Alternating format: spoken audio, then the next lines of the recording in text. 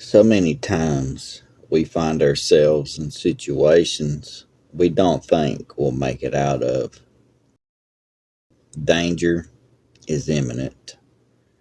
Then, out of nowhere, an unexpected person shows up, saves the day, then disappears without a trace, leaving us wondering who that was and where they came from. Like Jared King says, you can't always see the wings of an angel. Sometimes those angels are even family from the past you never even met before, but still show up in the nick of time to rescue you. Today's story is from my father. He had an event take place that made my grandfather's blood run cold and send chill bumps all over. Dad couldn't believe it himself, except one thing. He was there and experienced it for himself. If you're interested in what took place, why would my grandfather's run cold on something his son experienced? Sit back and join me as we go in search of the answers you seek. Appalachia, the mountains are like no other. From its rigid terrain, beautiful wildlife, to the people that live their lives here, to the strange, unexplained stories that folks share.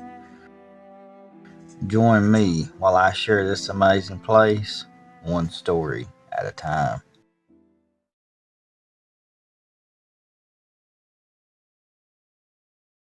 Back in the early 80s, when my dad was in his 20s, he lived with his then girlfriend.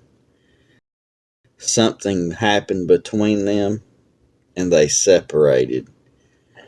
He left and set out for my grandparents' house. That's nothing strange or eventful, is it? The next part is where it gets a little chilling. My grandparents lived 10 miles away. Now that's a walk in itself, but to make it worse, it's the dead of winter. A heavy snow was falling and temperatures plummeted near zero. The wind was bone chilling.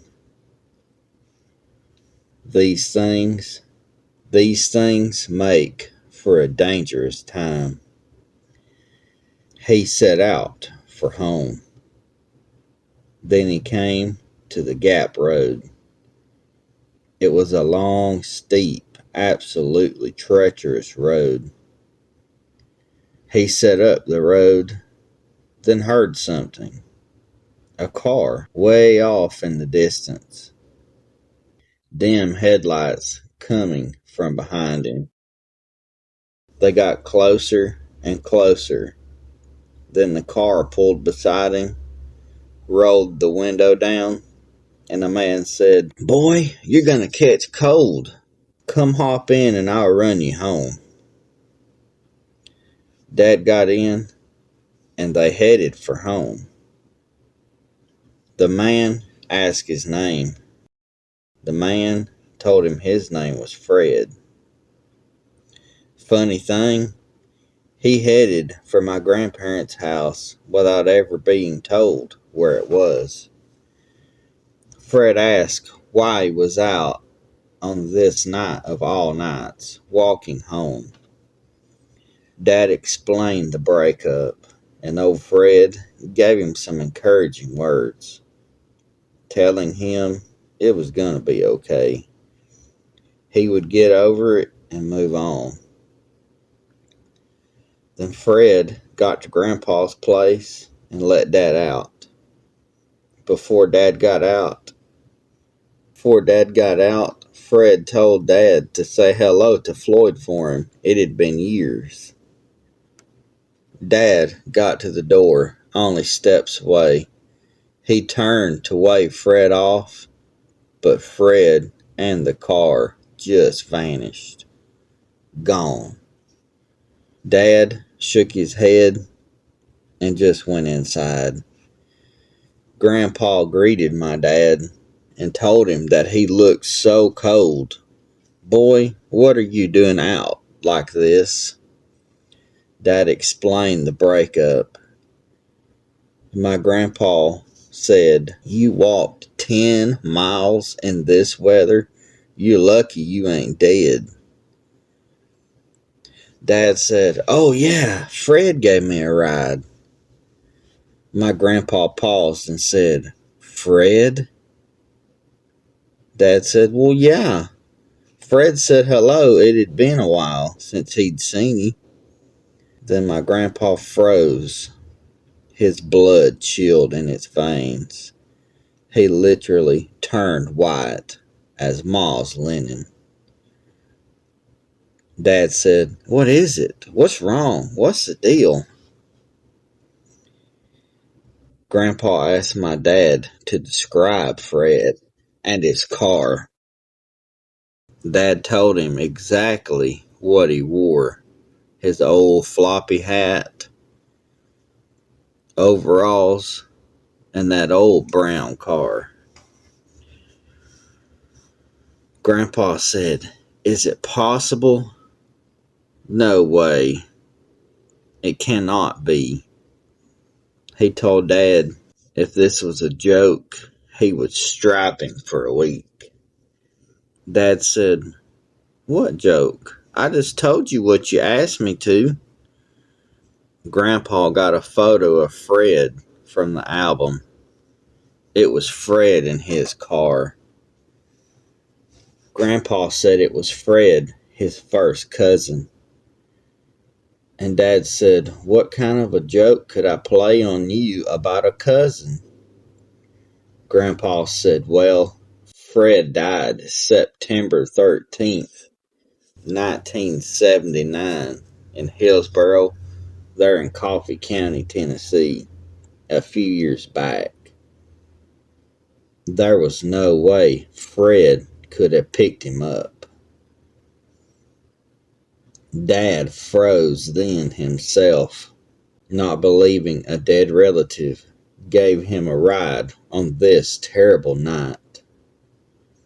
To prove he was not crazy, Dad and Pa went to the road where he was dropped off to see the car tracks leading in and out. Except one thing. There was only shoe prints leading from the road and then walk to the door. This freaked them out. To this day, Dad still trembles when he speaks on this. Fred was my grandpa's Uncle James's youngest child. He was one of the 7 children. Fred was born February 14th, 1926, there in Scottsboro, Alabama. He married Louise Jernigan. She was 1 year older than him. They had a few children, but Fred died September 1979. His wife would remarry and pass February the 1st, 2012. Folks, I tell you, this story is something else. It is comforting to know your family is watching over you and will come in your time of need. When my dad told me this story, it took me by surprise. I couldn't imagine what it would feel like, knowing that you had a 10-mile walk in the dead of winter during a snowstorm, but you had no choice. You had to go. To only be rescued by a person you've never even seen before, to get home and find out that it's your father's dead cousin. That would do more than run ice through my veins. It would scare me near to death. What an experience.